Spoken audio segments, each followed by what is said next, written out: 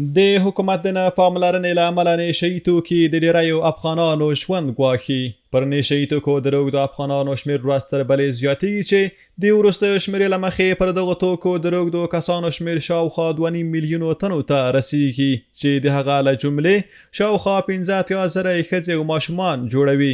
افغان حکومت د نشه یي توکو پر وړاندې د بریالۍ مبارزې ادعا کوي، خو خلک بیا وایي حکومت په دې چاره کې پاتې راغلی او نه دی توانېدلی چې د دې ناورین مخه ونیسي.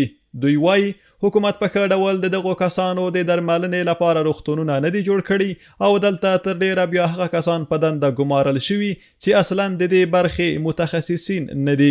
دوی وایي حکومت باید پر نشه یي توکو روږدي کسان له مازایینو ټول کړي او د هغه لپاره د پر معیارونو برابر روغتونونه جوړ کړي. شفاخانه‌هایی که جور شده از طریق حکومت شاید معیاری نباشند، شاید کسایی در شفاخانه کار کنند که در حقیقت دکترای معتادین نباشند. میبینیم در افغانستان که بیشتر حکومت کسایی را استخدام میکنه که به اساس روابط هستند و اشخاص تخصصی که نباشن نمیتونن که اینها را تداوی درست بکنن. وقتی که تداوی درست بکنه این زهری که در حالت معتاد بودنش چشیده او را هرگز نمیچشه. د دوی په خبره په مازایینو کې پر نشه یي توکو د روږدو کسانو شتون د نورو خلکو په تیره بیا د ماشومانو پر روان بد اغیز کوي. دوی وایي د حکومت نه پاملرنې او بیکارۍ کچې په لوړېدو سره پر نشه یي توکو د روږدو کسانو شمېر ورځ تر بلې زیاتېږي چې حکومت باید د دوی غم وخوري. میبینیم همین معتادین بسیار در یای سرک، در پارک‌ها، جای تفریحی از اوج هستند.